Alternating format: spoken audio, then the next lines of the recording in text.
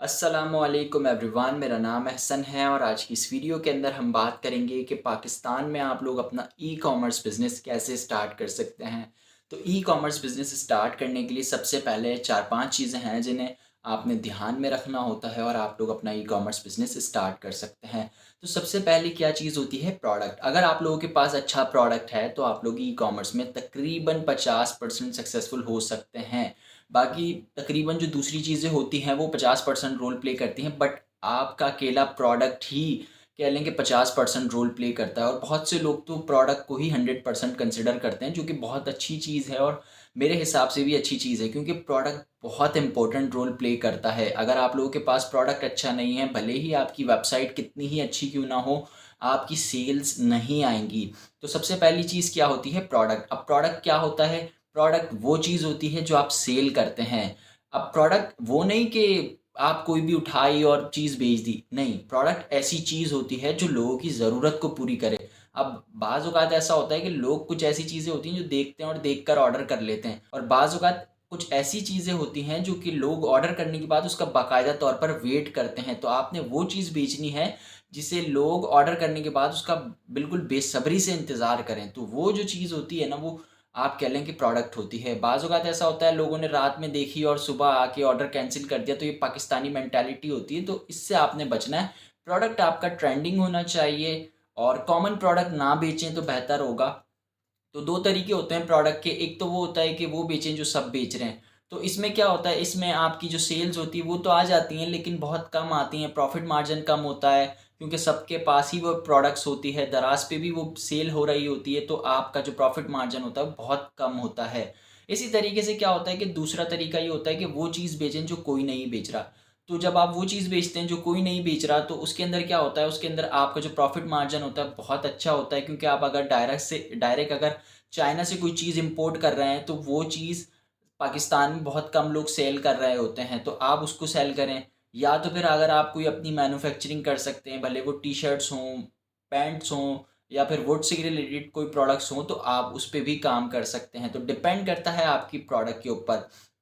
और आपका profit margin जितना ज़्यादा अच्छा होगा, उतनी ही अच्छी आप स्केलिंग कर सकते हैं, उतना ही अच्छा जो है आपका स्टोर चलेगा। तो पहली चीज़ क्या आती है, हमारे पास प्रोडक्ट्स था।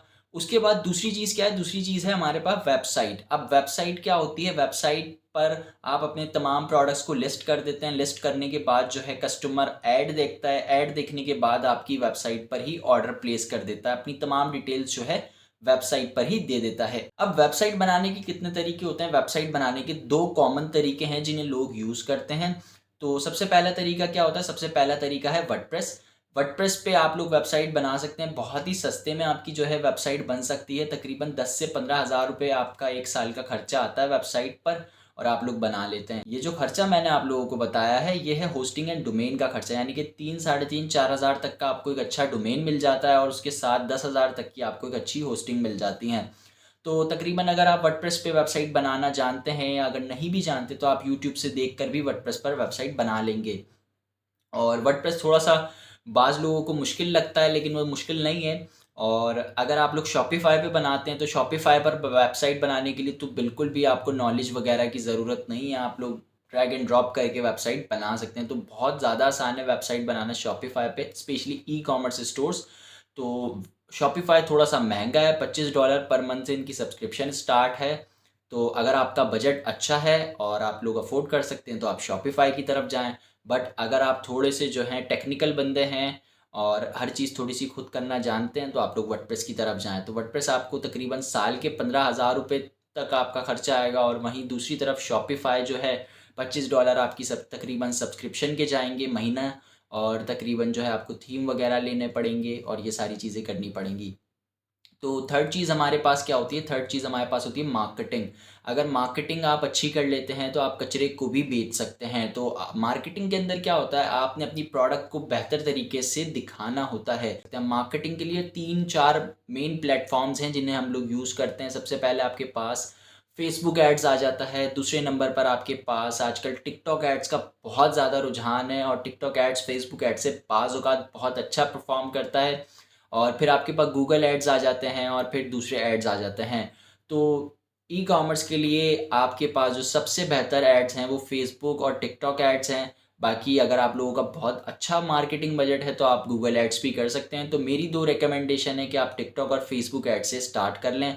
ये दोनों एड्स बहुत कॉस्ट इफ़ेक्टिव होते हैं और आपका बहुत कम रेट्स में भी चल जाते हैं और इन पर रिज़ल्ट भी जल्दी आ जाते हैं। तो ऐड का जो बजट है वो आपके डिपेंड करता है प्रोडक्ट के ऊपर कि आपके प्रोडक्ट की कॉस्ट क्या है, प्रोडक्ट आपका कैसा है। बाज़ औक़ात ऐसा होता है कि लोग जो है डेली के 1000 भी स्पेंड कर रहे होते हैं, 500 भी स्पेंड कर रहे होते हैं। तो मिनिमम जो डेली बजट आपका होना चाहिए वो तकरीबन 1000 तक होना चाहिए, जिससे जो है आपकी सेल्स वग़ैरह आना स्टार्ट हो जाती हैं। तो अगर आप लोगों का प्रोडक्ट अच्छा होगा तो बाज़ औक़ात ऐसा भी होता है कि 500 डेली बजट हो उस पे भी अच्छी सेल्स आ जाती हैं। तो डिपेंड करता है कि आपकी प्रोडक्ट क्या है। तो वहीं चौथी चीज़ क्या होती है? चौथी चीज़ होती है आपके पास जो है आपने ये सारे एक ई-कॉमर्स ऑपरेशन को सँभालना होता है। लाइक अगर आपके पास कुरियर कंपनीज़ हैं तो कुरियर कंपनीज़ आपने बहुत अच्छी सिलेक्ट करनी है, क्योंकि अगर पाकिस्तान में आप लोग कोई भी पार्सल वग़ैरह सेंड करते हैं तो उनमें से अगर आपने 10 पार्सल सेंड किए हैं तो 10 में से 4 तो वापसी आएँगे ही आएँगे। तो आपने जो है अपना ये ज़हन बनाकर रखना है कि मेरे इतने पार्सल्स अगर जाते हैं और इतने पार्सल्स मेरे वापसी आते हैं और अगर मेरे 10 में से 6 डिलीवर हो रहे हैं और 6 डिलीवर होने के बाद मुझे इतना प्रॉफ़िट ज़रूर आना चाहिए कि मेरे जो प्रॉफ़िट मार्जिन है वो निकल जाए और जो दूसरी चीज़ें हैं वो सारी चीज़ें निकल जाएँ। क्योंकि आपने पूरी कैलकुलेशन के साथ काम करना है। बगैर कैलकुलेशन के साथ अगर आप काम करेंगे तो आप प्रॉपर काम नहीं कर सकते। तो हमेशा कैलकुलेशन के साथ काम करें और एक-एक चीज़ को प्रॉपर डिस्कस कर लें। फिर उसके बाद पैकेजिंग मटेरियल होता है। पैकेजिंग मटेरियल अगर आपके पास छोटा प्रोडक्ट्स है कोई, तो फ्लायर्स वगैरह में एडजस्ट हो जाता है और बबल रैप आता है और ये सारी चीज़ें आ जाती हैं। तो ये आपको दराज़ से भी मिल जाती हैं। दराज़ पे थोड़ा-सा महँगा मिलेगा अगर आप अपने करीबी मार्केट्स में जाएँगे। यानी कि जैसे आपके पास होलसेल मार्केट्स होती हैं, जैसे सदर है, आपके पास इन जैसी मार्केट्स में आप जाएँगे तो यहाँ पर भी आपको सस्ता पैकेजिंग मटेरियल मिल जाता है। और पाँचवीं चीज़ क्या होती है? पाँचवीं चीज़ है डेडिकेशन, क्योंकि ई-कॉमर्स के अंदर जो है बहुत ज़्यादा मेहनत करनी पड़ती है और मेहनत करने के अलावा आपको जो है रिस्क मैनेजमेंट आनी चाहिए, क्योंकि रिस्क आपने लेने होते हैं ई-कॉमर्स के अंदर। बाज़ औक़ात ऐसा होता है कि कुछ लोग इन्वेंट्री उठा के काम कर रहे होते हैं। तो मैं क्या करता हूँ, मैं आपको यही सजेस्ट करूँगा कि आप लोग जो है थोड़ा-सा ड्रॉप शिपिंग मॉडल की तरफ जाएँ। लाइक आप किसी भी सप्लायर या होलसेलर के साथ बात कर लें और बात करने के बाद क्या करें कि उससे रेट डिस्कस कर लें। अगर आप कोई प्रोडक्ट बेच रहे हैं, फ़र्ज़ कर लें वो ₹300 की होलसेल सेल करता है, तो आप उससे बात कर लें कि मेरे पास जब ऑर्डर आएगा तो मैं आपसे ख़रीदूँगा और दे दूँगा, मैं इन्वेंट्री नहीं उठाऊँगा। तो इससे क्या होता है कि आपको थोड़े से होलसेल रेट्स तो नहीं मिलते, थोड़े से ऊपर रेट्स मिल जाते हैं, लेकिन ये होता है कि आपके पास इन्वेंट्री नहीं होती और थोड़ा-सा आप रिस्क फ्री होकर काम कर रहे होते हैं, क्योंकि अगर प्रोडक्ट्स ना भी चला तो आपके पास इन्वेंट्री नहीं होगी और आपका ज़्यादा लॉस नहीं होगा। तो आप लोग इस तरीके से काम करें स्टार्ट में। तो स्टार्ट में जो है आप लोग फेसबुक पेज से भी काम कर सकते हैं, टिकटॉक से भी काम कर सकते हैं और आप अपना व्हाट्सएप बिज़नेस लाज़मी बनाएँ जिस पर आपको कस्टमर्स आपके मैसेज करेंगे। कुरियर कंपनीज़ में अच्छा अकाउंट खुलवाएँ आप और 3-4 कुरियर कंपनीज़ हैं जो कि बहुत अच्छी हैं। अच्छा, कुछ कुरियर कंपनीज़ शहर में अच्छा परफ़ॉर्म करती हैं, गाँव में अच्छा परफ़ॉर्म नहीं करती। तो आपने ये चीज़ देखनी है, क्योंकि गाँव वगैरह से जो रिटर्न रेशियो होता है वो बहुत ज़्यादा होता है।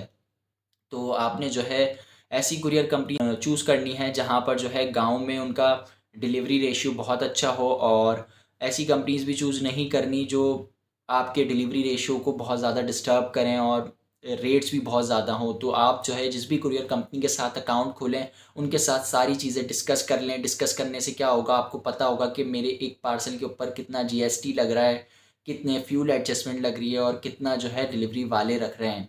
तो ये सारी चीज़ें डिस्कस कर लें और डिस्कस करने के बाद ही अपना अकाउंट खोलें। तो उम्मीद है कि ये वीडियो आप लोगों को पसंद आई होगी। अगर वीडियो आप लोगों को पसंद आई है तो उसको लाइक कीजिएगा और नेक्स्ट वीडियो के लिए भी आप मुझे बता सकते हैं कि नेक्स्ट वीडियो में आप लोग ई-कॉमर्स के बारे में क्या जानना चाहते हैं, तो वो भी मैं बता दूँगा।